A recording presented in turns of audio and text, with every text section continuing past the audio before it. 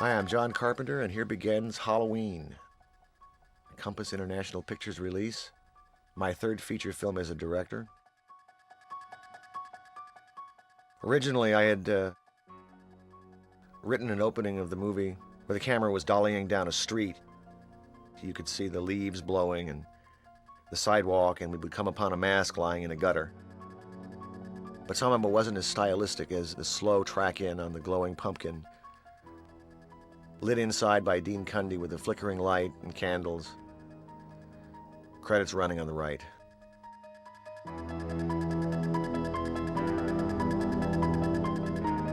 Halloween was universally, across the board, panned by every reviewer who saw it.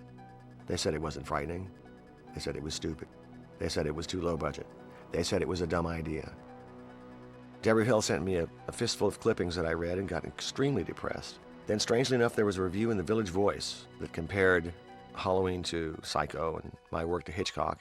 And all of a sudden, all the reviewers re-reviewed it, as if someone had just told them, you didn't see this movie correctly, why don't you look at it again? And to my shock, as the grosses began to climb, all the reviewers who had said it was so bad now were saying, this is great. Still to this day, I can't tell you, but I think that the audiences, as opposed to the critics, created Halloween. Hi, I'm Deborah Hill, and I'm co-writer of Halloween with John Carpenter and producer of the movie. I first met John Carpenter when he was looking for a script supervisor on Assault on Precinct 13. John and I hit it off right away. We did Assault on Precinct 13, and then a few years later, he came to me and said, I can't get you out of my mind. And we entered into a love relationship. And we actually lived together, and out of that collaboration came Halloween.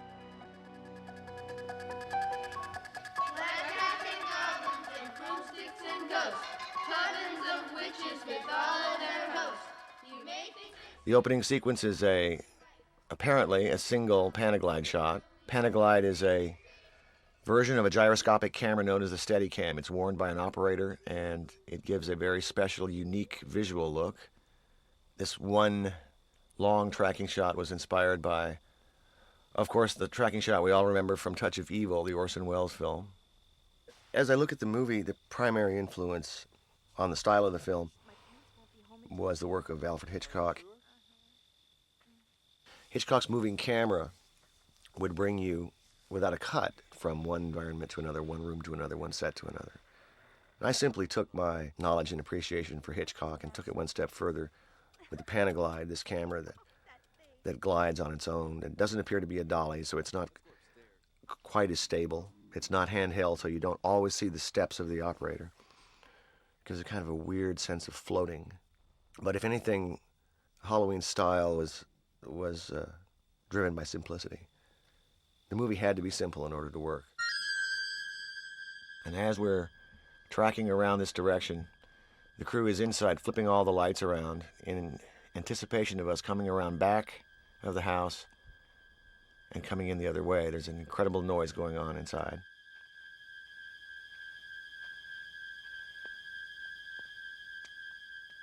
Up the steps, now we're lit. There's a whole little caravan following this camera. And one of the members of the caravan is Deborah Hill dressed in a clown outfit. And in a minute, you're going to see her hand. You are actually listening to Jamie Lee Curtis talk about Halloween, her first movie that she ever appeared in. The way this house really looked in real life was the way that the house looks for the rest of the movie, all decrepit and broken.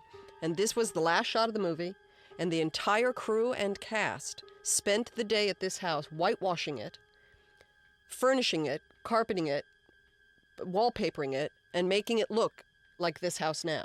The way this house is, there are grips hiding in every corner of this room with lights, because the minute that the camera is passing, they're going to then move the light out of the room and put it in another place because we didn't have enough lights.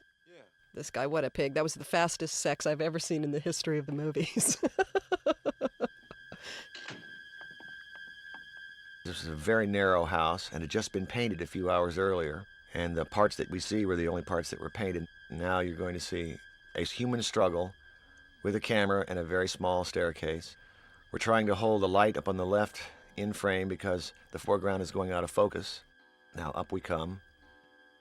Jiggling and bouncing. Now the operator's almost made it. He's saved his own life. He's at the top of the stairs. He sees a mask. As this mask is put on the camera, there's Deborah's hand again. We're going to make a cut. Now we're into another shot and another take. And this is really this shot that we're going to see is really the only nudity in the movie. She's bare-breasted.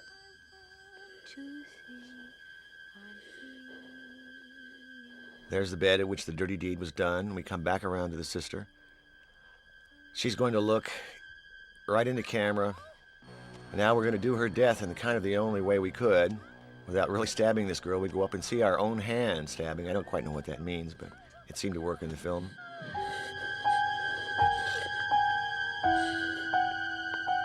What you just saw was the slashing shot, was really probably the only violent shot in the entire movie. I mean, we really tried to do this with really good taste and stuff.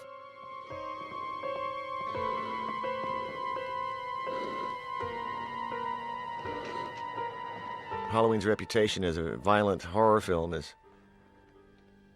only because what the audience thought it was going to happen, much more than what did happen.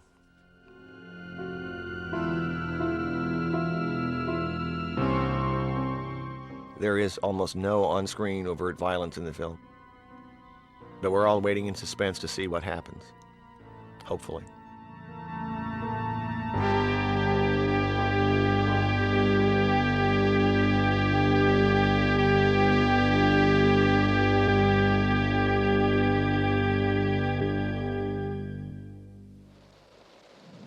I'd been a fan of Donald Pleasance for many years. When he came to town, I had a lunch meeting with him, and he said, the only reason I'm here is because my daughter liked one of your movies, Assault on Precinct 13, and I don't understand the script at all. Would you please explain it to me? At the time, I was rather young and terrified, but I soon found that Donald is a very warm and funny man, and we had a great time together. And a rainy, stormy night up in the Hollywood Hills with an optical flash of lightning, and we're inside. Point of view, this is around Hollywood Dam. There's Donald Pleasance inside a garage with a lot of rain. You notice the soundtrack is a little dodgy in this area because we were in a tin studio with rain pouring on the car. You ever done anything like this before? Only minimum security. You know, we didn't have a lot of money, so we didn't have a lot of lights. I mean, imagine all the night scenes in this movie being lit by the equipment that's in a VW bus. The only thing that ever bothers me is their gibberish. So you can imagine how difficult it was. So John used the panic light, he used the rain to set up mood and style and scares. Just try to understand what we're dealing with here. Don't underestimate it. Don't you think we could refer to it as him? I mean, so you see, like, you know, in a film that I might make now, or even Escape from New York, which we made together, you'd be able to see outside those windows. And you don't see outside those windows. You just see inside the car. Donald Pleasance was really fun. He was sort of an older statesman. Here we were, these kids, you know, working with other kids, you know, teenagers, sort of out making this movie. And I think he was astonished at it, you know, and sort of slightly amused at it. I mean, you know, we had one truck called the Movie Van, and for the 5 days that he was with us, we had a Winnebago for him. I mean, here's a man who made big studio pictures where you need, you know, all these drivers and big trucks. It's like a caravan. Never. Then why are we taking him up to Hardin County if you're just going to walk? Because that is the law. Here we are. But also, too, one of the things that we loved about the idea of someone with an English accent playing this character is because he gave such true importance to these words that John had written. Up to the main gate. And we at first offered the role to Christopher Lee, and he passed on it.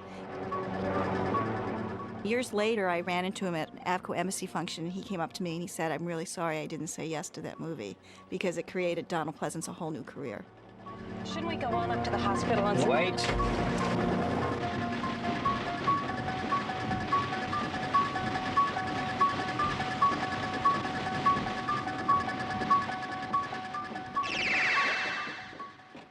That was actually Nick Castle leaping up on the top of the car. Nick has become a director of many big-budget movies. He played the shape in this film.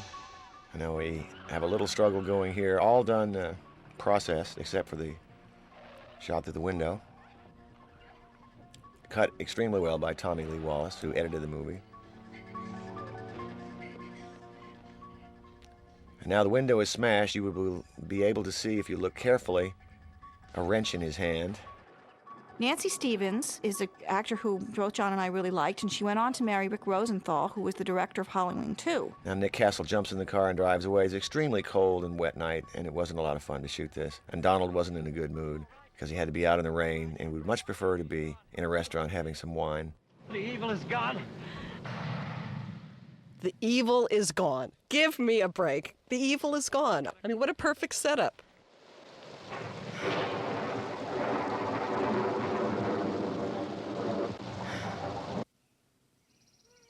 Now, Haddonfield, Illinois is a fictitious place, but I'm from Haddonfield, New Jersey, and graduated from Haddonfield High School. We named the fictitious town after my old high school town. And years later, after Halloween was so successful, there was these rumors in my old town that this was really a true story and this house existed. The very first shot we took in this movie began on a Wednesday, I believe, was this one here. It's a little square in South Pasadena. Jamie Lee's about to make her appearance. That's my old Cadillac I used to own there, with a little thing stuck on the side saying real estate. Tried to avoid palm trees and tried to give the movie a sense of being in the Midwest, and sometimes we succeeded and sometimes we failed. The day after I finished this first day of work, I literally thought I would be fired. I got home, like any actor, was neurotic and crazy and thought I'd be fired. I won't. John Carpenter that night, I was at home and I had a roommate, and she picked up the phone and said, "Jamie, it's for you, it's John Carpenter." And I literally thought I was going to get that phone call of, Jamie, I saw that, we're going to find somebody else. That's a normal actor's neuroses, is that they're, it's a weird job we do. We put ourselves out there in a strange way. When Jamie Lee Curtis came to interview with me, the legacy of her having a famous mother who was so famous in Psycho, I mean, it really worked from, I think, a spin kind of point of view. And I was sort of young and naive, but I knew that has spin. There's a story in there. There's a People magazine. There's Liz Smith. I mean, whatever. Coming over tonight? Same time, same place. And so I really wanted her, and she was not John Carpenter's first choice. John wanted the daughter of the person on Lassie. You better hurry up. Now we're moving down the street to the Myers house, which is the old-fashioned haunted house that appears in most small towns where something terrible happened one day. The dialogue here is looped in later because of the squeaking of the dolly track in the street. The Myers house. The Myers house. There's the haunted house looking like we first found it. In the opening shot, we shot the last day of shooting, and this shot we shot on the first day of shooting because we needed the time to take this sort of haunted, empty, rundown house, paint it, wallpaper it, and make it work for the opening. You're about to hear one of my musical stings that permeate the movie. I would say rather crassly, but effectively. There it is. The introduction of someone inside. That's a haunted house. Laurie's going to be set up as a lonely kid. Lonnie Lamb probably won't get out of the 6th grade. Sweet, virginal, alone. The movie was heavily criticized for some aspects of this idea that the other girls in the movie, since they had boyfriends, were somehow morally deserving of dying from the hands of the shape. And Jamie Lee, because she was a virgin, was the heroine that I let live, which is absolutely untrue. The whole point of it being that the girls who were involved with their boyfriends were too busy to notice what was going on. I'm not responsible, Sam. Oh, no. When I heard that Donald Pleasance was in the film, I was not familiar with him. I was an 18-year-old idiot, and I had no real film knowledge. And he was the big score for the film for them. He was the, quote, name actor in the piece. And they brought him over from England and I think put him up at the Chateau Marmont. He was lovely. I have very little work with him in the film. In fact, the only work I have with him is right at the end of the film when all hell has broken loose. And I was going to say the shit hit the fan, but I thought maybe I shouldn't swear. Scene, please. And the book ends. I've never gotten very used to looking at myself in the movies. I don't cringe, but I've never been very attached to what I look like and never really particularly cared about it all that much. No matter what course of action Collins took, I don't really look at any of my past work and look at my lost youth and, I was beautiful and young, because I don't think I was very attractive. I, in fact, think I'm much more attractive now. than I was when I was younger. I just think I've come into myself a little more. And so I don't look at this and sort of, I look at, wonder how thin a face could be on film. I think it's the thinnest face ever photographed on film. Answer the question. This is a South Pasadena high school. The idea that she's the only one who can see the shape comes from the idea that because of her repression, perhaps her shyness, she has the instincts and the ability to watch. She's a watcher, just like the shape is. Away. Fate never changes. John wanted to establish, as you watch this movie, we open very, very wide on these shots. And as you watch the film, John uses lens as we go on that are closer and closer and closer and closer to sort of build tension, to build suspense, but to also build a kind of feeling of claustrophobia. I believe this was the second scene we filmed the first day. It's always very difficult to work with kids. Yeah, we get candy. But they did a great job. Kind of a typical scene nowadays. In the society we live in, they would probably all pull out guns and shoot each other, but I was trying to evoke a small town and time and place that's very far away from here.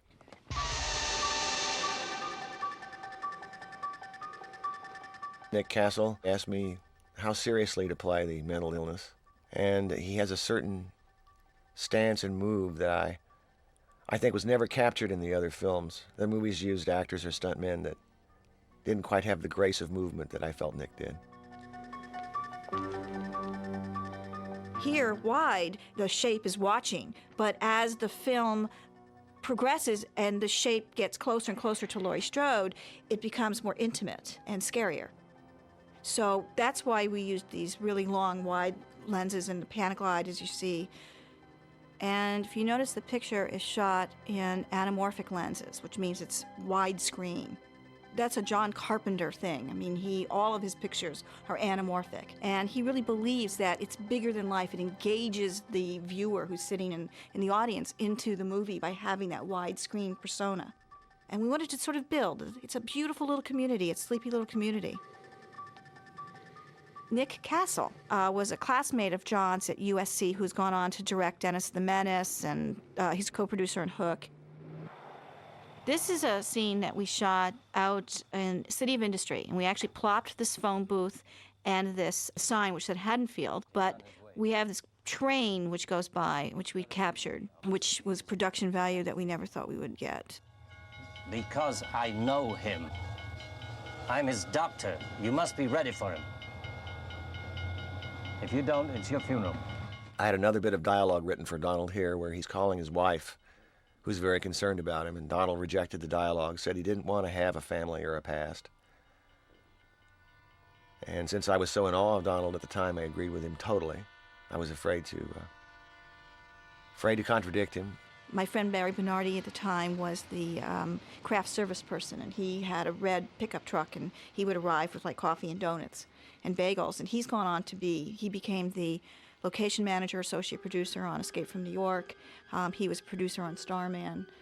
He was very involved with John for a number of years and now has his own company. That's his red truck, and that's when it wasn't in the scene, it was the craft service truck. This is Barry Bernardi here, drenched in blood. One of the few times we see a little blood on some characters. Jamie Lee Curtis. It was so much like guerrilla movie making. It was done on such a low budget. We were all sort of working for the common good. Everybody was very young.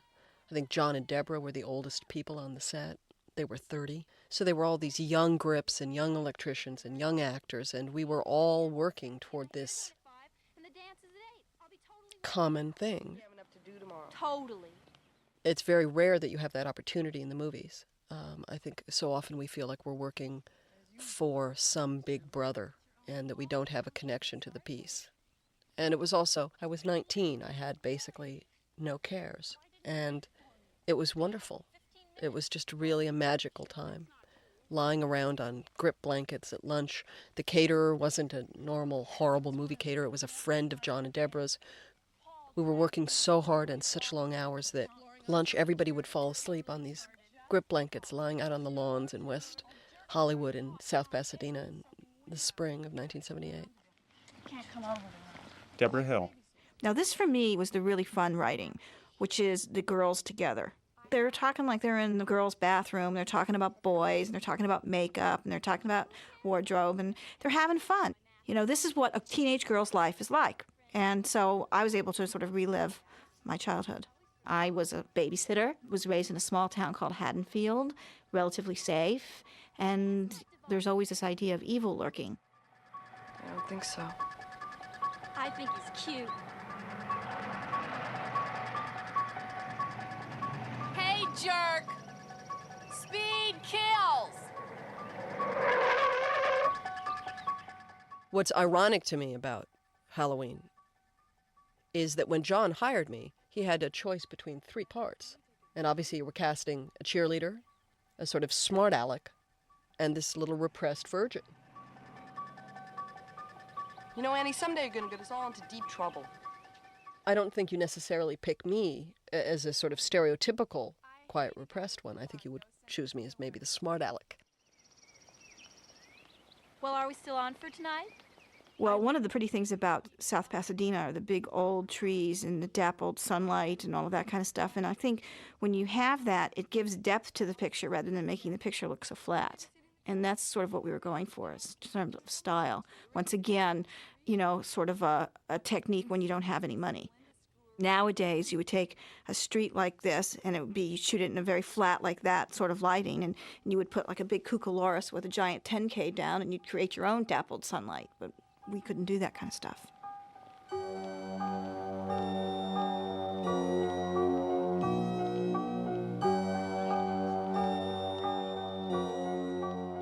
John Carpenter.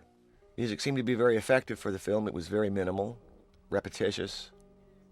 Reminded me slightly of Dario Argento's score in Suspiria, to which this movie owes a lot. Reminds me also of the tubular bells in The Exorcist. I don't know yet. I have to get out of taking my little brother Saving the treats for Bob. Funny. John Carpenter had the music in his head before he even directed the picture. As we were writing the screenplay, he would call me down to the piano, and he would sit and he'd play this haunting tune. The idea of the evil character, which is Michael Myers, came from the idea of a man in a mask. And behind that mask, some horrific event was so frozen in the man's psyche that he had to recreate that for himself. And so the idea of that he was pure evil and that he only got even more evil as time went on. Laurie, dear.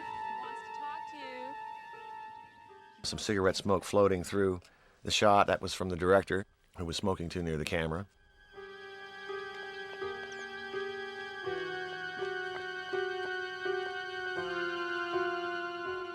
Some of the pictures that were inspirational about the time that we did this picture were things like Dripping Deep Red by Dario Argento, where we got the feeling of opening it with sort of innocence of the children's song, because that movie plays, you know, there's a children's song that plays constantly all the way through the movie. Now you're seeing men behind bushes. And that children's song is what clues who the killer is. Sweet home. See you later. Bye. Bye. Now we're into a gag with Charles Cyphers. I've used Chuck several times, beginning in Assault on Precinct 13. He's a terrific actor. Familiar in the 70s and still working. Jamie looks back, turns and runs into Cyphers. Excuse me, Oh, Laurie. Mr. Brackett, I'm sorry, Mr. Brackett. Oh, I didn't mean to startle you. That's all right. You know, it's Halloween. I guess everyone's entitled to one good scare, huh? Yes, sir. Nice seeing you, sir. Lee Brackett is one of my favorite writers. She worked with Howard Hawks for many years, wrote The Big Sleep, El Dorado. She died a few years ago.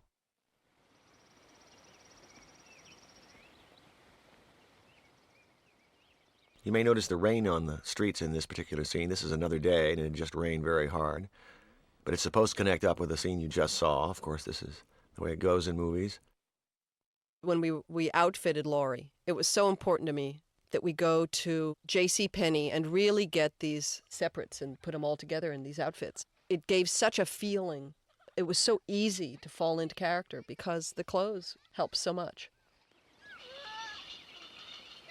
Well, kiddo, I thought you outgrew superstition. The superstition line that Jamie just delivered was one that was written by Deborah Hill that I've never quite understood, but it sure does work.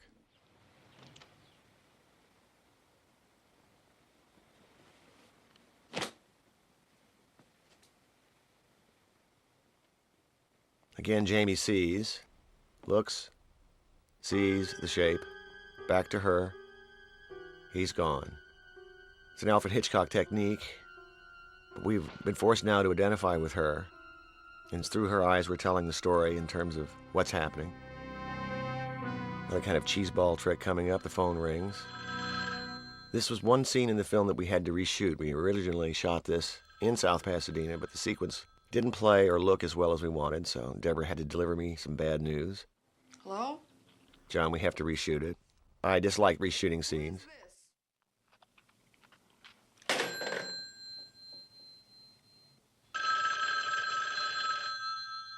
John reshot the scene, and I think it worked better.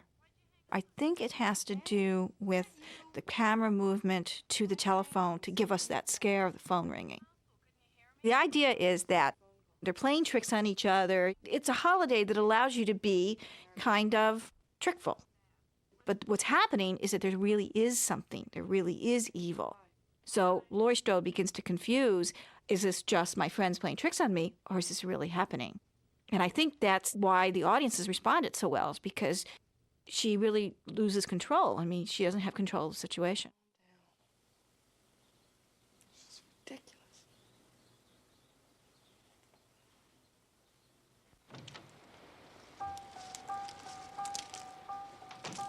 This is when it really looks like fall. See how many brown leaves are flying? They really just manage with the film stock and the color and the way it, you know? And some brown leaves being thrown in front. And look how cold and blustery the day looks. And it's actually March in Pasadena. Ugly pants.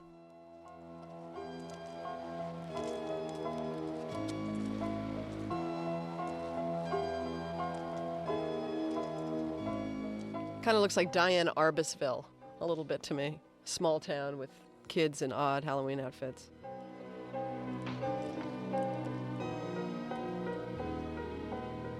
Now look at the trees.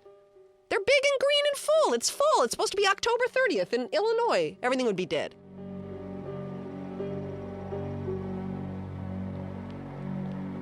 I love the walk. I love the way I have to kind of waddle. She does the waddle carrying this thing. It was a pumpkin. I mean, it was heavy. Second day shooting was the interior of the car sequence. Merciless sequences for a director. There's not too much you can do. You'd have to mount the camera on the hood. It's the Coupe de Ville singing at that particular point. The Coupe de Ville is a rock and roll group featuring myself, Tommy Lee Wallace, and Nick Castle. Halloween came about from a conversation I had with Mustafa Akkad when I was in England. He said, let's make a movie together. And I came back to the United States, and Irwin Yablans brought me in and said, I want to make a $300,000 movie called The Babysitter Murders. And can you make it for that little money? And I said, yes, I can if you give me creative control. Later, Irwin called me and told me, why don't we make the movie set on Halloween night, and perhaps why don't we call it Halloween? There's never been a Halloween movie before. This guy was going to give us $300,000 to write, direct, and produce a movie, and total autonomy. I mean, it was absolutely wonderful. So we came back and tried to throw out some ideas of plots and things like that when Irwin Yablans, who is credited with executive producer credit, called, and he had this really brilliant idea, which is, what if we set it on Halloween night? Yeah, Myers, Judith Myers, I remember The her. night before Halloween is when all the kids go out and they TP houses, and, you know, in these days, they did lots of pranks.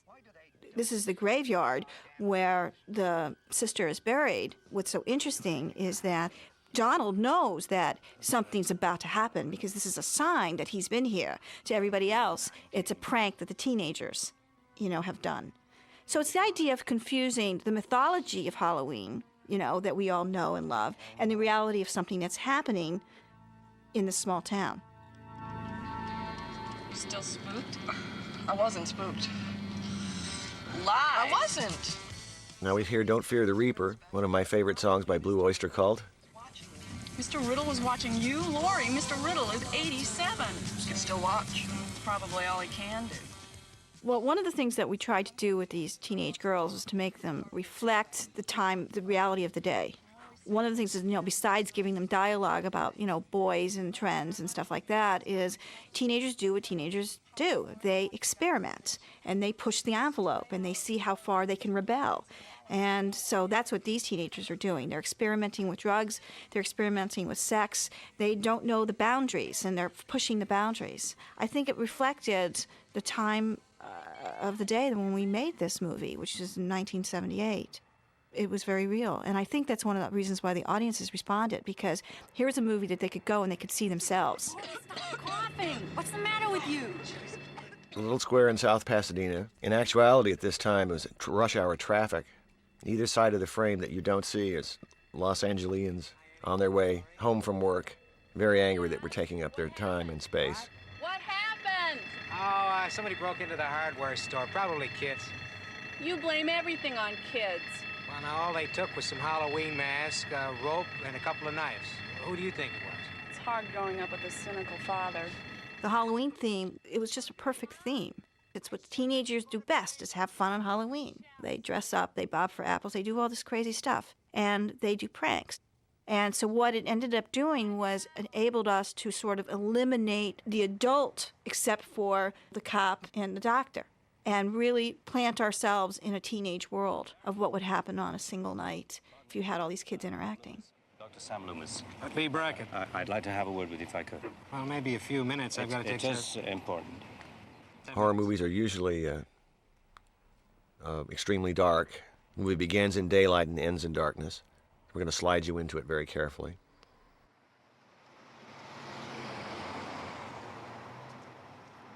This is a sequence that was directed by Deborah Hill. What's the matter with you?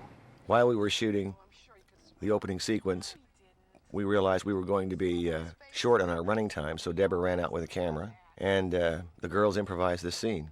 Very pretty sunset coming through the lens scene. And Deborah did a great job of directing. I'm sitting in the back seat with a camera. It's the day that we shot the opening scene of the movie, which was the last day of filming, and we hadn't yet gotten this conversation. And so John said, take a camera and go out and shoot this. So I'm in the back seat with the cameraman. I'm with Ray Stella, and we shot it. This is like a transitional shot to go from day to night, which we needed. Ben Tramer? I knew it!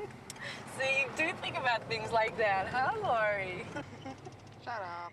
There was never a conscious effort to say that out of the three girls, the one who was the virgin is the one who is not killed or spared. I think that was something that there was never conscious effort on our part to do that. I think that what happened is that critics later on, watching the movie, tried to apply some sort of morality that we were, as filmmakers, trying to imply.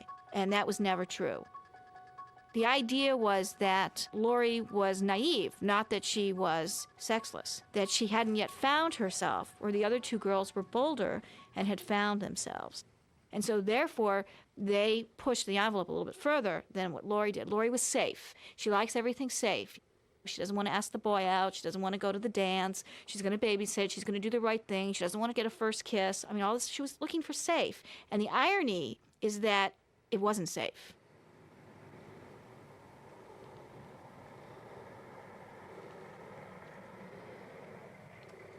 We grew up in the 50s, and it was sort of very, very safe. It was a very different world than it is now. Fear was of communism, which was sort of, you didn't see it or hear it, or, it wasn't like the guy down the street. We grew up with a fear of the nuclear bomb, which you also couldn't see. And we also grew up with fear of invasion from outer space of something. And I think that when you built on that, they were like safe fears. I think nowadays, filmmakers have to be really reflective of what's happening, on the streets. And I think they have to understand violence and the nature of violence, because I think it's gone a little too far. But back then, it was fun.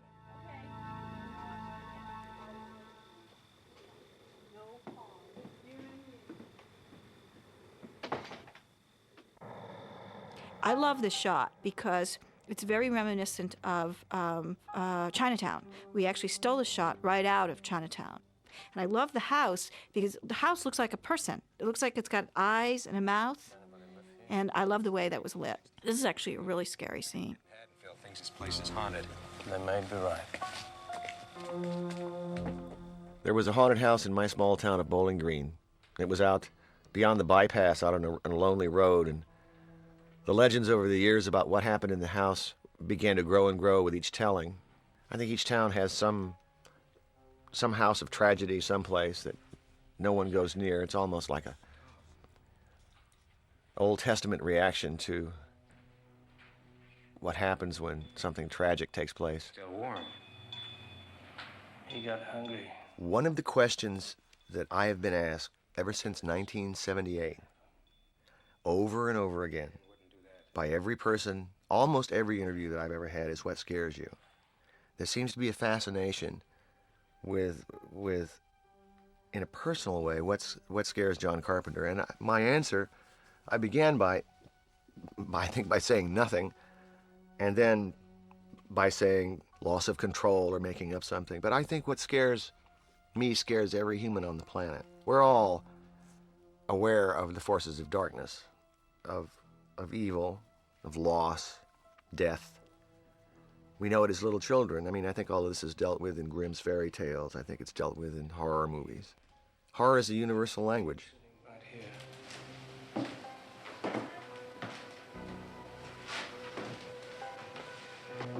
This was the part of the movie Donald didn't understand, but did a brilliant job with. Standing on the lawn, he could have seen inside. Cheap trick. Now we introduce Donald's gun. He truly is frightened of evil. You must think me a very sinister doctor. A sinister doctor, he says. I do have a permit. And that moment when he shows his permit, I like Donald a great deal. He's a tremendous actor who can play good or evil. I met him 15 years ago. I was told there was nothing left. No The story that Donald tells here is something I experienced when I was a student at Western Kentucky University. For one of our classes, we made a trip to a mental institution, and I saw a boy that day who fit the description that Donald is giving. Blank, pale, emotionless face and the blackest eyes, the devil's eyes. The kid I saw the day I went had the devil's eyes, and he stared at me with a look of evil, and it terrified me. So I was able to utilize the experience in Donald's dialogue here. Evil. What do we do? He's been here once tonight. Fate is like a natural element, as is evil. It's undeniable and will not die. I think that's where a director can pull the strings of an audience by tapping into the primal fear of man, the unknown, death, mutilation, all the things we all know in our hearts that can happen. We're just afraid they may happen to us.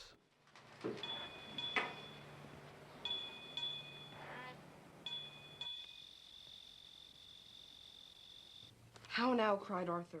I had a tremendously important experience happen to me when I was 4 years old. So said the knight, in a bold... I went into the movie theater with my mother and I saw a film called It Came from Outer Space in 3D. Not anymore. I put on the 3D glasses and the opening sequence has this meteor streaking across the sky. It comes directly at the camera, comes out of the screen, and blows up in my face. I shrieked as a young kid and ran up the aisle in terror. I had never experienced anything like that. Then I stopped and I realized, you know, this is incredible. What a feeling. I want to be able to do that. How can I get that kind of reaction? It suddenly made me feel completely alive and terrified, but there was nothing to be terrified of. I was in a movie theater. Never mind, I'm sure you are. From that moment on, movies thrilled me. They took me away from my real life, which had its problems. My parents were from northern New York. My father was a PhD in music, an intellectual. He moved down to Bowling Green, Kentucky, a very small farm town in the middle of the Bible Belt, to teach at a university.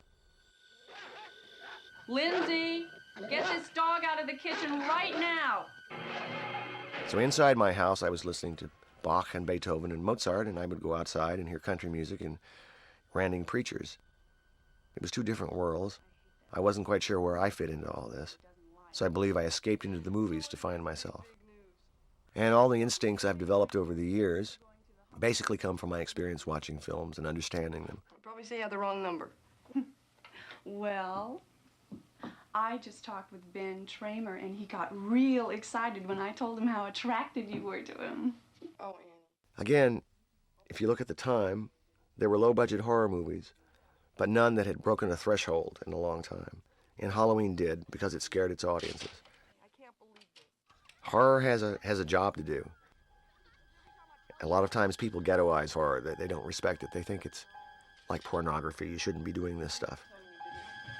Oh, you didn't. Oh, I'm so embarrassed. I couldn't even face him.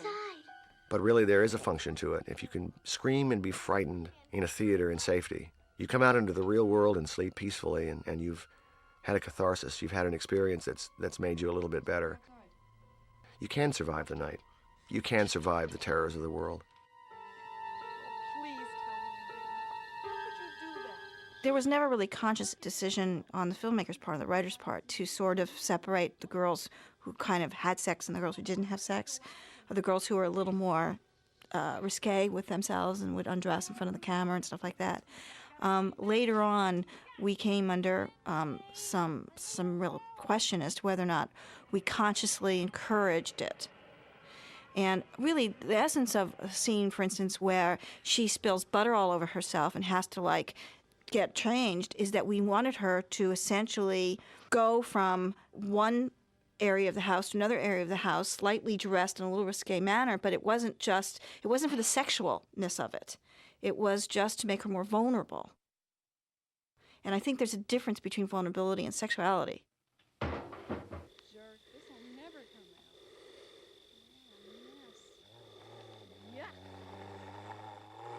As I recall, Nick Castle was fairly terrified of this dog at the point.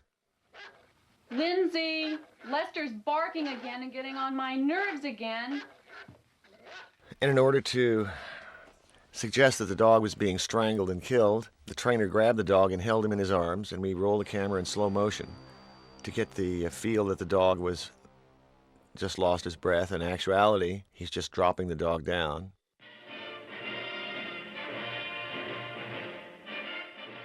And now we're in the beginning of one of my favorite movies of all time, The Thing from Another World, directed by Howard Hawks. This was my print of the movie on, at the time, 1-inch videotape, my television set, hooked up just for the film. Of course, you see the flickering. This was before we had the shutter that could take that out.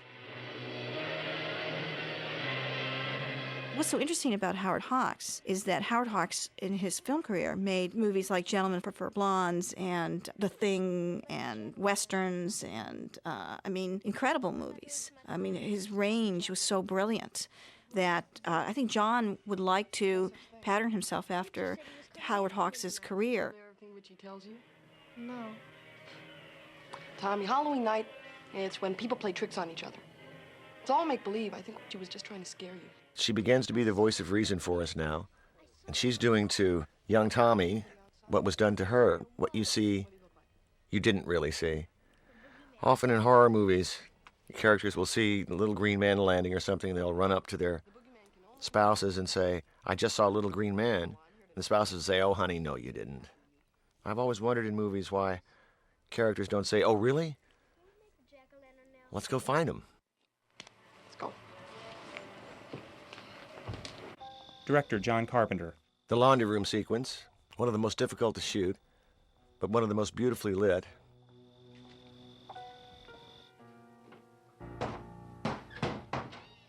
Now we're in Universal City, just above Universal Studios in the hills. The shade on the door will provide a very beautiful mask for the masked killer on the other side. Producer Deborah Hill. John insisted on Final Cut. And what's very interesting is, this is like his second, major movie. But I think because of John having done Assault on Precinct 13 and Dark Star, because of John's forceful personality, because he co-wrote this and directed it, we got total autonomy. John got Final Cut, which it's very interesting. As John has progressed through his career, he's expected Final Cut. And as he's made movies for more and more money with major stars and for big studios, he's upset when he can't get it. And I think John probably has walked away from a lot of situations that would have been really good for him, but he insisted on that Final Cut.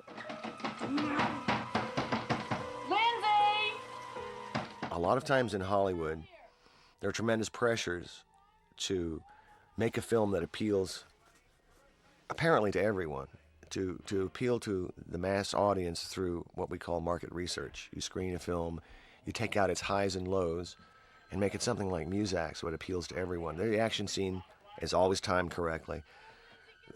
Nothing lasts too long, nothing lasts too short, everything is clear. The movie is wrapped up in the end. And often, audiences are cheated because we don't give them the opportunity to experience a film with an uncertain or depressing ending and come out of the theater and continue to think about it. Because the films that live are the films that you take away something from the theater with you and you mull it over later.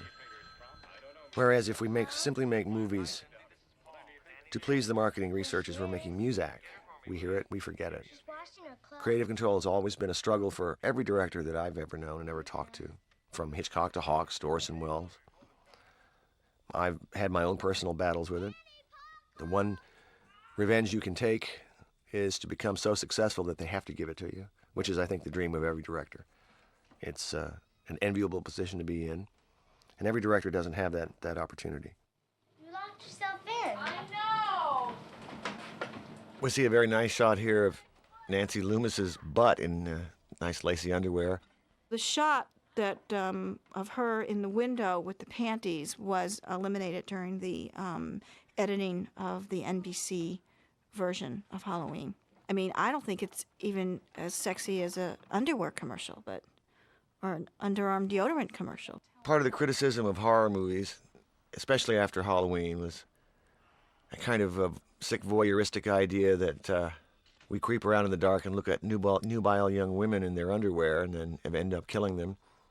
It's been taken to a kind of a extreme extent now as the country becomes more puritanistic and prone to censorship.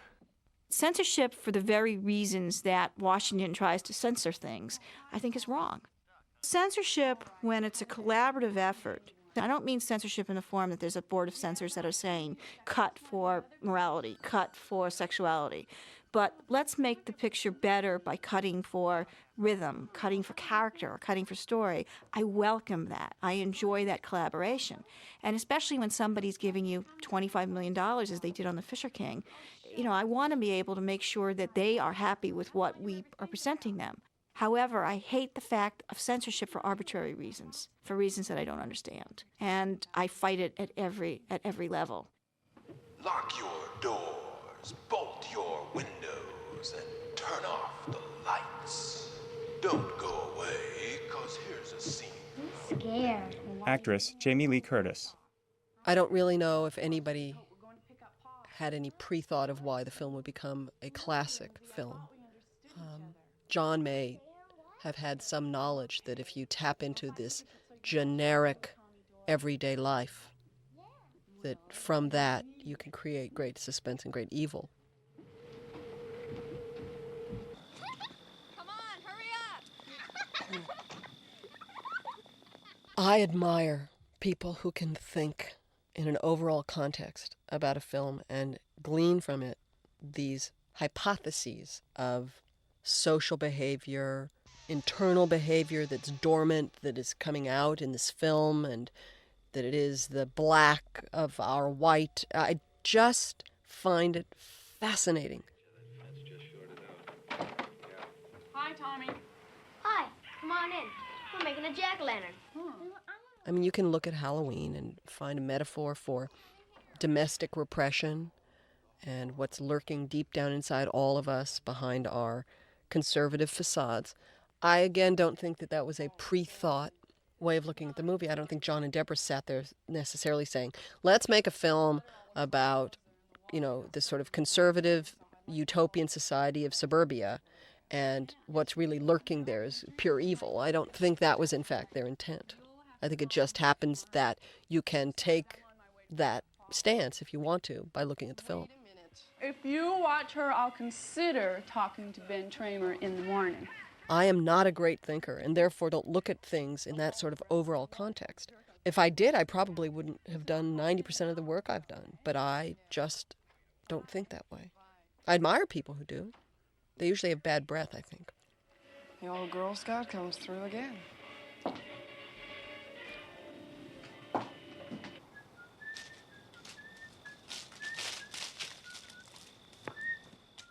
And again, the pace is beginning to be very slow and deliberate.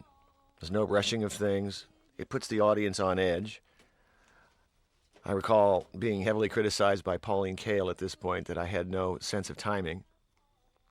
I may not have had her sense of timing, but this was all deliberately planned to be as slow and agonizing as possible. You know this guy is going to spring upon someone. The question is when. So you want to yell at the character, stop combing your hair, stop walking around and singing, start dealing with the fact there's a killer out there.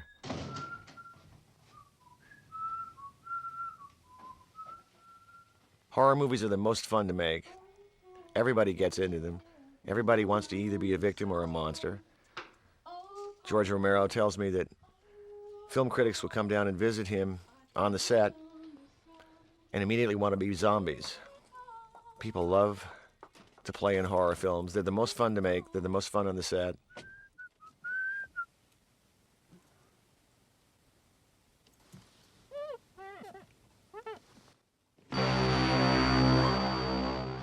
This scene is a play on the whole idea of fogging up the windows. I mean, it's just, in many ways, it's sort of like the shower scene in Psycho, except that, you know, we're outside the fogged windows instead of outside the shower.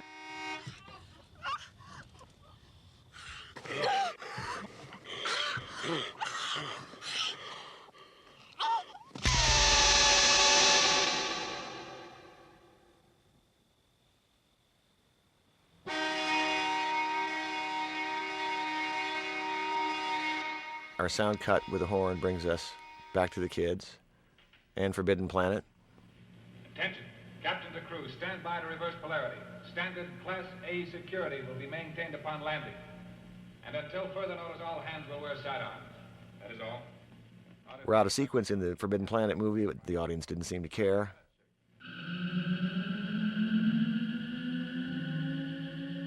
This is one of the few handheld shots in the movie coming up as we follow young Tommy to the window. Notice the slight difference in feel from Panaglide. Here we go. You can feel the steps of the operator as he walks. Still very well done.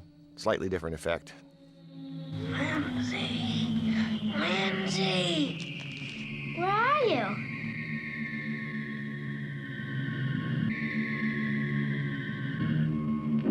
All the point of views from this house were shot at the same time. We just lined them up and sent them through. As I had on paper pretty much planned out how the shooting should go.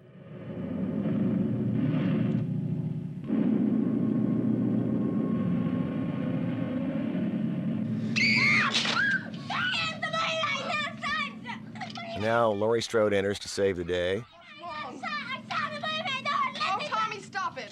Even with what she's seen herself and her own doubts about somebody lurking out there, she's taking care of the kids and telling them that the boogeyman does not exist. And basically she's saying you're overstimulated by what you're watching on television. Another debate that's going on today. Does television violence turn us into homicidal killers? Or does real life turn us into homicidal killers? You can pretty much imagine where I come down on the idea.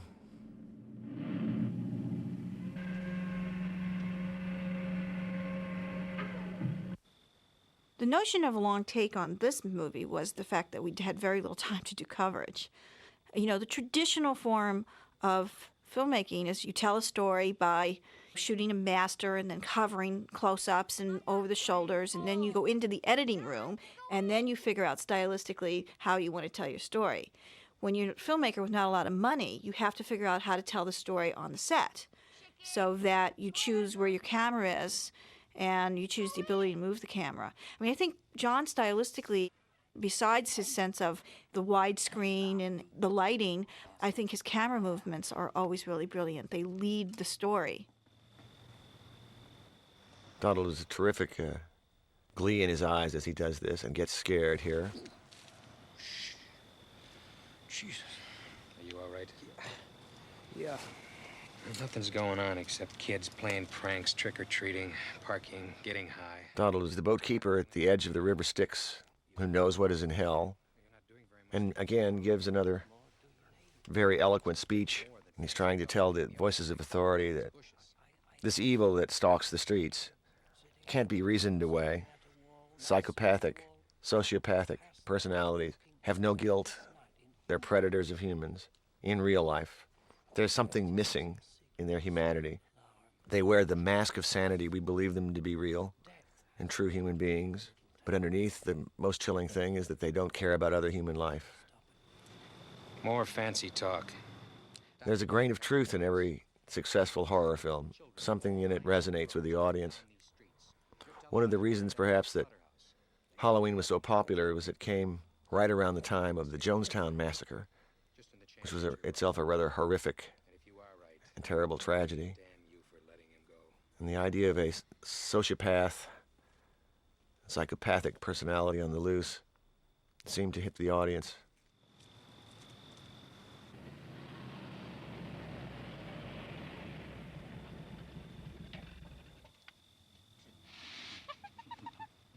Now we're with PJ Souls and her boyfriend. Teenagers drinking beer, couldn't get away with that today. PJ's a terrific actress, had her character completely figured out before we made the film. I first saw PJ in Carrie, Brian De Palma's film. She did a terrific job in it, and a terrific nude scene. And she had a lot of presence, and I wrote the part for her, hoping I would get her. We tried to get Dennis Quaid to play PJ Souls' boyfriend because they were living together at the time, but we couldn't work out the dates. PJ Souls, besides doing our picture, did a picture that Alan Arkish directed called Rock and Roll High School. She did a lot of teenage pictures. And, you know, Jamie Lee Curtis, interesting to note, went on to sort of be, you know, the queen of screams. I mean, she did Terror Train and, you know, lots and lots of horror pictures. Wonder where they went. This shot where you see PJ and her boyfriend is a very conscious recreation of the original shot. It was a very difficult shot to do because if you notice it requires a dolly shot where she comes in and we pull back and then they kiss and then they lay down on the couch and we pull back. It was all done in one cut.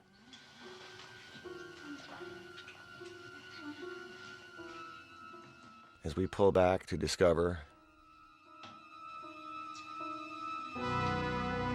Nick Castle, the ever-present voyeur watching the scene.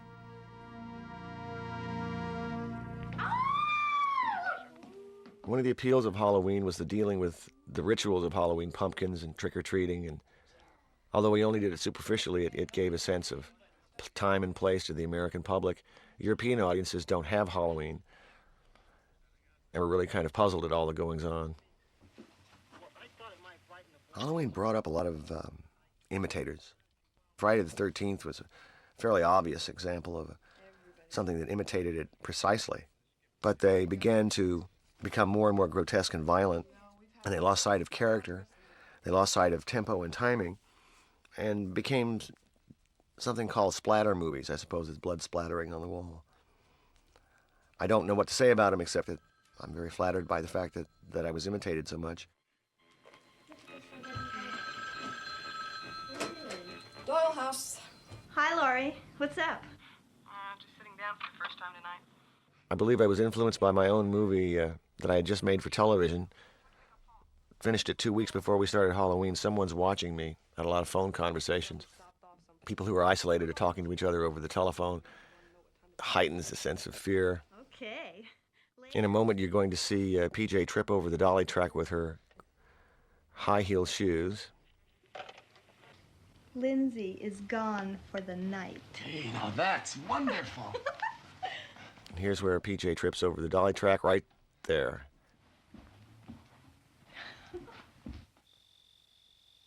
See, I don't consider this a splatter movie. I think it's almost without any splatterage. I mean, splatterage is natural-born killers. You know what I mean? That's a splatter movie. That's just, you know, brain matter being shot out of special effects guns. I mean, you know, Blue Steel is a splatter movie in comparison to this, and Blue Steel is a sort of psychological thriller. There is virtually no blood in this movie. It's so subtle and so beautifully done that I think the imitators of this film just felt that the way to imitate it and the way to get people in is to make it gorier and gorier and redder and redder, but I don't think that was in fact the intent of this film at all. Just take it off the hook. I love the idea that people would have sex in somebody else's parents' bed. Like you wouldn't know or I wouldn't know if somebody had been up in our room stooping, you know? Such a funny idea. My first love-making scene. Little shadow on the wall as the lovers consummate their relationship. I'm always uncomfortable doing these. I think it's probably because I get shy. I don't know how much to ask the actors to do. Oh, fantastic. Luckily, they were under the covers at the time, or I really don't think I would have been able to watch the scene. Sex on the screen is uncomfortable. I think you can find in the film a moral tale if you choose to. I don't believe it was written as a moral tale. I have never heard John or Deborah say that they were creating a story where the promiscuous girls are punished for their promiscuity and the abstinent girl is rewarded for her abstinence. I don't think that was designed that way. It was really the characters have to be the ones who are not paying attention to what's going on. They're more interested in what's going on in their own sexual life, that they don't see it coming. Bad choice of words. But I don't think it was a predetermined sort of moral tale. I don't know when teen splatter films came about. We were raised in the 50s. We were raised on all these wonderful pictures that produced fear and thrills and fun and all of that kind of stuff. And especially as we got older and we were in the drive-in and we were teenagers and you could snuggle up to the boy next to you if you were scared, you know. I mean, they were like great date movies. And I think somewhere along the line, either the audiences got sophisticated or the studios got scared and they needed to have more and more and more graphic violence. And I think that's where the teen splatter came from. It came later. It came after Halloween and had, I don't think, a reflection on the films that John Carpenter and I were making, but on what other filmmakers were doing. I just think it's interesting that people said it was so bloody and gory, and in fact the film has very, very little gore, what you would consider gore. It's really all supposed, imagined, and very, very little actual blood. I mean, I've done films since with buckets of it on the set where you put your hand in it. I mean, oh my God. The sound effects of the knife going into the sky was made by a knife going into a watermelon. There's a great moment here. It's really one of the scariest things in the film. And the only shot of it is wide. Toes curling, very good. Wide shot. Now look at the way he tips his head. Like a dog. So cool. So unbelievably cool. Nick's idea, indicating again this is a completely deranged individual.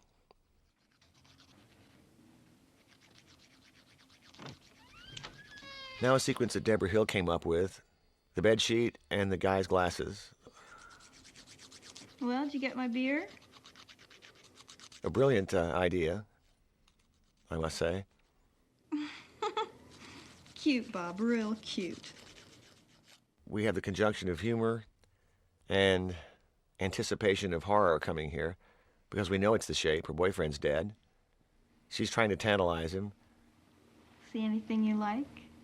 The audience is saying, stop doing that, and why don't you start reacting to the fact he's not doing anything?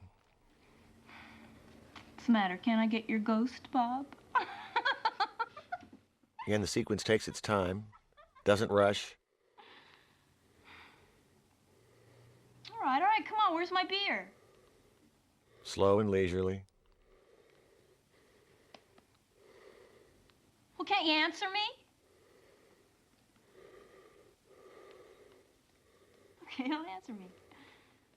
PJ's a terrific actress, has tremendous instincts. I want to know where Paul and Annie are. This is going nowhere. Now we hear the piano start up, a time clock beat that we can tap our feet to. because we're leading you right up to the moment that she is dispatched. Hello? The interesting thing about the shot where P.J. Souls gets, sort of murdered by the telephone cord wrapped around her is a little bit of dial-M for murder. But what's so interesting is this telephone, these phone calls that go back and forth between these girls. Sometimes it's praying, sometimes it's not. It's where the very thing that teenage girls know and love best, which is the telephone, because it becomes an instrument of death. So it's sort of the irony of that. I'll kill you if this is a joke.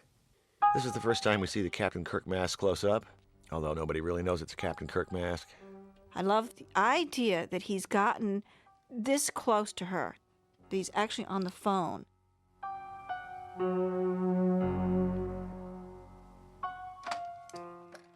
I think the reason that I made the quote that I felt more exploited during mainstream films than I did during what would be, quote, exploitation films, is that in the exploitation films I really played the characters that weren't exploited. I played the characters that were smart and strong and capable.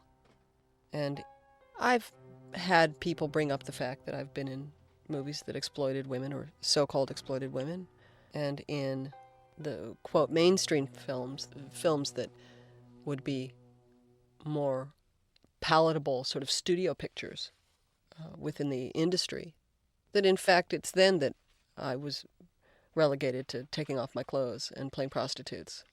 I just found it ironic that I managed to do 6 exploitation films without really ever being exploited. I mean, the job I got to get me out of being in horror films was to play Dorothy Stratton, Death of a Centerfold, for television. So it's such an irony that the way that I became legitimate within the industry on some level was to play a woman who took off her clothes.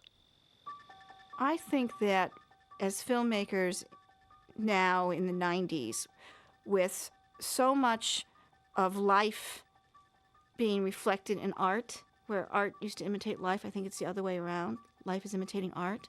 And so therefore we have to sort of censor ourselves by showing less graphic violence, by showing more human drama, and also by showing less graphic sex. I think that we have a responsibility to the changing times. With violence everywhere, with AIDS prevalent everywhere, we just have to take the responsibility as filmmakers and limit it in our films and try to find stories that are driven by characters who find some sense of good in people and some sense of fairness in life, and should present those characters as role models. Coming up in a second is going to be one of the longer Panaglide shots that I've done. This sequence is a typical Hitchcock look-see. We begin with Jamie, kind of a medium tracking shot on a Panaglide, and we cut to her point of view. And we've extended the sequence as long as possible to build up the maximum dread in the audience. Because again, anybody who's watching this knows it's a horror film. They know something's going to happen. They know that Jamie is going to be menaced by this killer. It's a question of when. All horror is basically a question of when is it going to happen. I've come to the theater and I've paid my money, and I want to see it. How long are you going to keep me from seeing it? It makes me anxious when you do. Well, this is what we call the longest walk in Hollywood. We used to kid about this. I mean, John just milked it and milked it and milked it. And I think that what makes this work is the fact that the audience is like screaming, "Don't go over there, don't go over there." But the music here is just so repetitious, and it's what draws you over. Sort of from about the middle of the shot, I mean, the audiences start and don't stop till the very end of the movie, jumping in and out of their seats. You've established enough question in her mind for her to make the big step. And John, when he hired me, talked about vulnerability on screen, and I had no idea what he was talking about.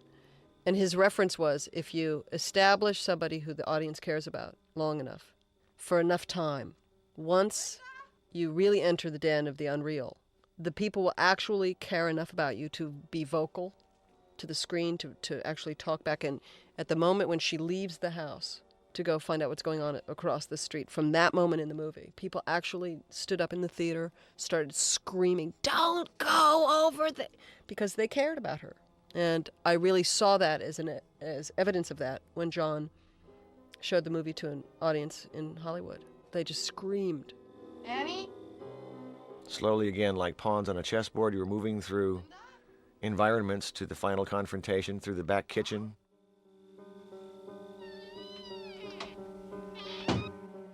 Traditional squeaking door and sound effects lead you to believe perhaps that he's in there. Again, misdirection is part of horror, directing the audience to one place and delivering in another.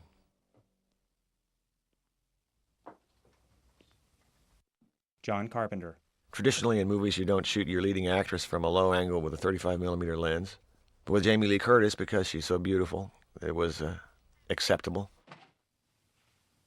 Jamie Lee Curtis. I loathe horror movies. I won't see one. I watched Natural Born Killers the other day with my eyes shut, my hands over my ears for, 50% of the movie. I can't see anything scary. I don't like to be surprised.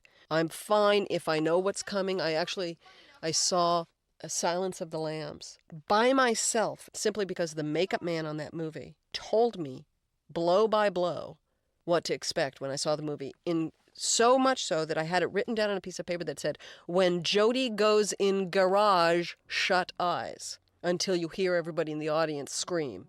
Then it's okay." So I sat there with my little piece of paper, kind of smiling. I was very proud of myself. We numbered the terror level for the character, knowing that we would shoot the movie completely out of context and out of sequence, so that through my script there are little numbers. And I learned a little bit about the craft of that and a little bit of the craft of plotting out where you're going. But the real lesson that John taught me was that to show vulnerability, to allow somebody into you, so to speak, is really the key of movie acting. And he gave me that gift by telling me about it. I think I associated vulnerability with weakness and didn't want Laurie to be a weak character. And I think his feeling was very much that if you allow them in, that they'll care for you. And that if they care for you, that makes the movie work. Now this, coming up, the sequence where I open the door and look in the room and walk in the room, this is a scene where John actually said to me, I don't really know how to get you in and around the room. I know I need you to get from here to there so that all of the scares can work. How do you do it? And we just talked about how someone would physically be moved back by the sight of something like that.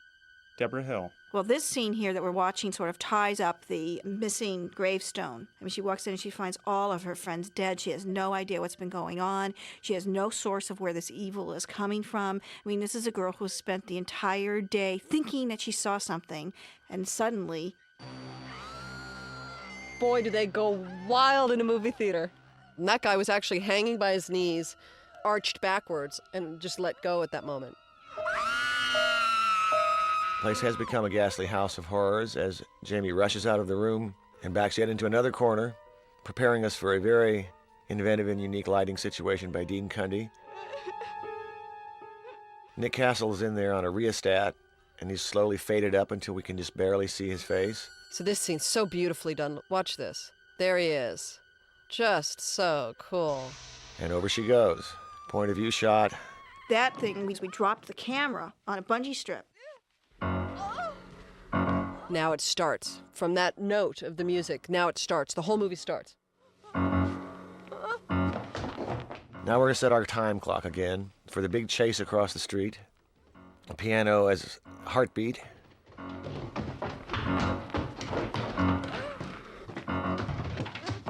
The breathing, unkillable shape following her.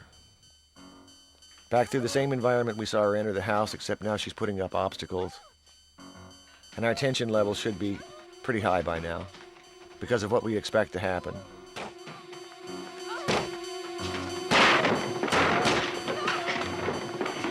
Sophisticated audience members can perhaps see the pane of phony glass that we have set up for her to break through because it catches light slightly differently.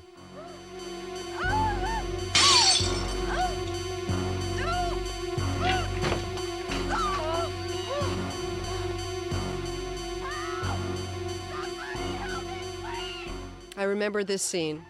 This was like at 4 a.m. out in Hollywood, and they had closed off a lot of the street for this big wide shot. Help! Oh, God, help me, please! It was just always very strange to be screaming, running up and down a street. Hello, help me! Man, please help me! Please! Can't you hear me? Oh, poor little Ting.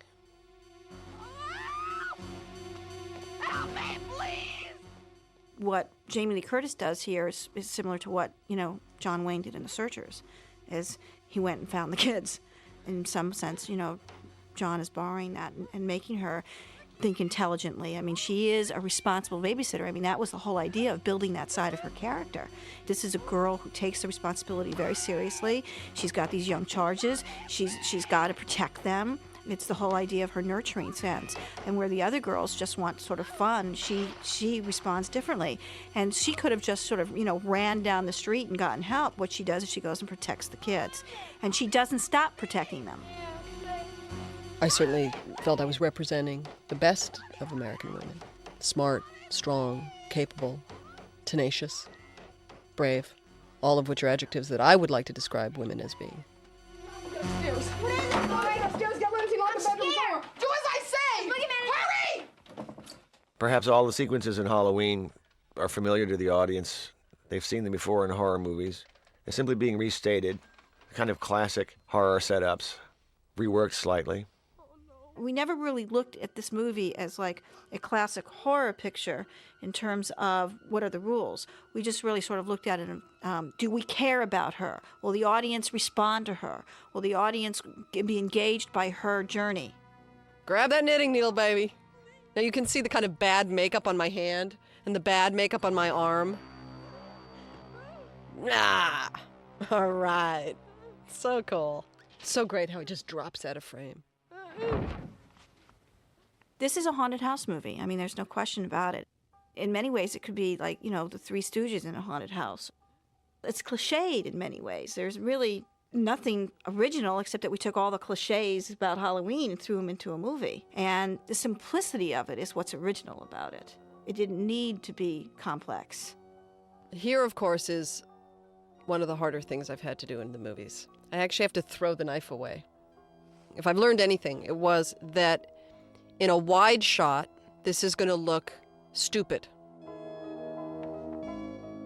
If he had shot it close, you would have seen that she's actually there's revulsion in holding a knife.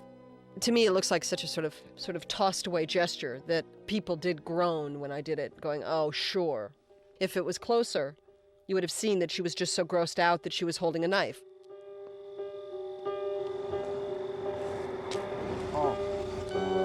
I went to the Myers house. I found the car. He's here. Where? He's 3 blocks down. You go around the back of the houses. I'll watch the front. Go on. When I showed the film to an executive before it was finished, I screened the movie without the music. The executive said, this movie is not scary at all. It doesn't work for me. And later, after it had come out, she said, I was wrong. I hadn't seen it with the music. Music is a great deal of the power of the film. It's extremely minimalistic, almost sounds and beats, and yet it carries you through. Tommy, Lindsay. There's a term in music when you're singing a song and you come to the end and you revamp the melodies and themes that you've been using into something called the 11 o'clock shuffle. It's where you restate your theme and intonalities one more time with a new beat, and all of a sudden our 11 o'clock shuffle begins. You can't kill the boogeyman. Halloween builds upon an idea that I came up with when I saw Michael Crichton's Westworld. A robot gunfighter of Yul Brynner, programmed to chase our hero, but never quite died, even when he was burned. The audience got a scream out of this burned robot coming back to life. So I thought I would take it a step further and incorporate it with the idea that evil never dies. This is just great John Carpenter, put a young girl alone in a closet with some great lighting and know that it's going to be scary. I mean, it's so basic and simple. Why are there no clothes in the closet? I want to know. I said earlier that the way the picture is shot is it becomes claustrophobic. And we go from really sort of wide open spaces to claustrophobic camera angles. And part of adding to those claustrophobic camera angles is imprisoning, Laurie Strode and making her, where it just gets smaller and smaller and smaller until she's finally in a closet. Each moment is stretched out as long as possible because the audience wants everything to be speeded up and resolved. Audiences hate uncertainty. They want a conclusion. They want the evil to be stopped. But of course, he can never be stopped. For the first time in the film, the Shape is played by Tommy Lee Wallace. He does an extraordinary job standing in here as she grabs a coat hanger and defends herself with the weapon she has at her disposal.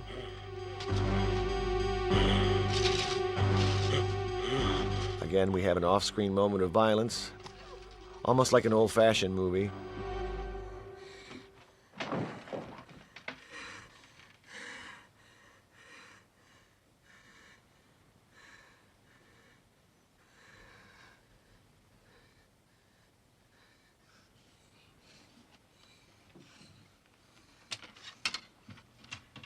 Now, there is a second moment where I throw the knife away that I can't explain around. It's just, again, sort of a bonehead move on my part, I might say.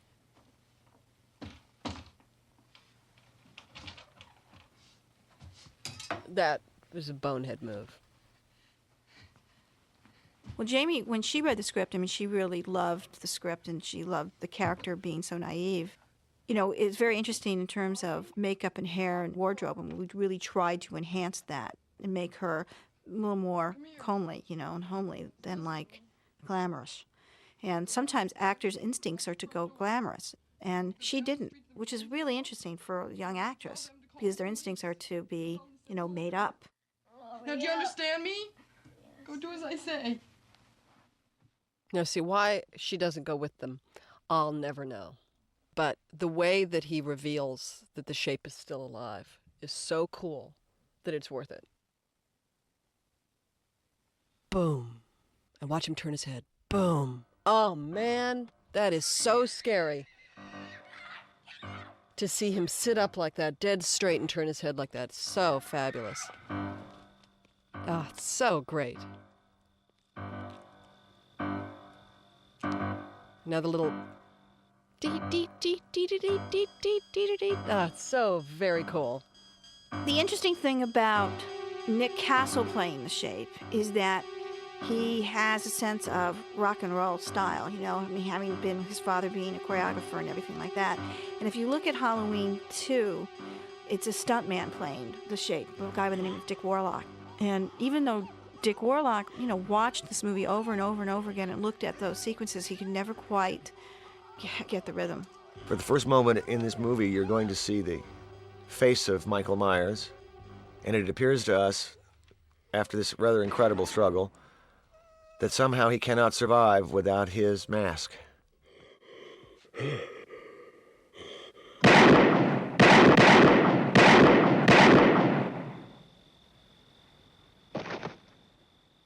When we were shooting this sequence coming up, Donald Pleasance asked me, "How do you want me to react when I look off the balcony?"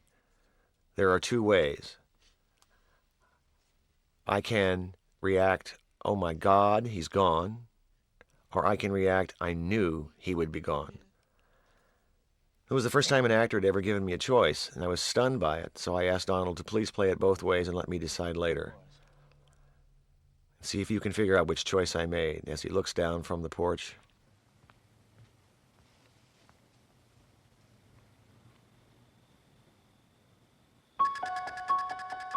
Let's have a good scary time and scream till you go home.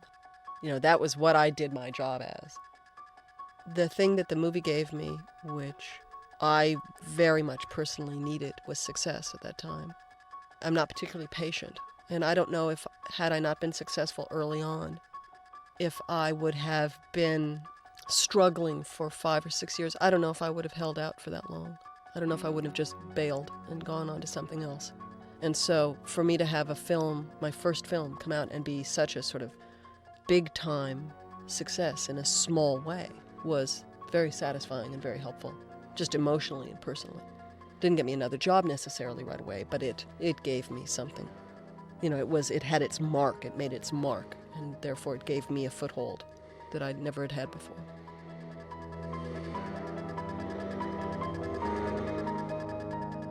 The movie back then was the largest grossing independent film in history. It cost $300,000 to make, and it grossed $55 million. John Carpenter and I didn't see a lot of that money. I mean, we saw very, very little of it because we were inexperienced and naive, and we didn't really have a solid contract. Because of business considerations, we were literally forced into making a sequel. The sequel was going to be made with us or without us. And part of the reason for making the sequel was to get the money that was owed to both Deborah and I from the first film. Being nice capitalists, we decided to go ahead and do that. So from a material wealth point of view, it didn't change me. But from an accessibility point of view, in that the doors open a lot, yes. The doors instantly open because we were proven box office successes. I sat down to write the sequel and I realized there's no story here. We've done this story. All we're doing is Xeroxing. It's a little hard when people expect you to repeat the same thing over and over again. Audiences and critics don't seem to realize that when you want to do something different, you never want to repeat yourself if you can possibly help it. I don't want to Xerox Halloween. Halloween was unique for what it was. It was a movie made by kids, put together with a lot of love and a lot of panache, at a breakneck pace, and you see it on the screen, and it works, and we should all leave it alone. But now there's been 4 or 5 of them, I believe, and there's going to be 6. It's kind of sad. I really enjoy the work I've been doing. I enjoy everything that's come from Halloween. If there's any point to be made in the film, is that you can survive the night. But I think everybody in the audience would say that being aware of the possibility of evil is an important thing in life. All children need to be told that the world can be bad and dark and dangerous, but with a little luck and awareness you can survive.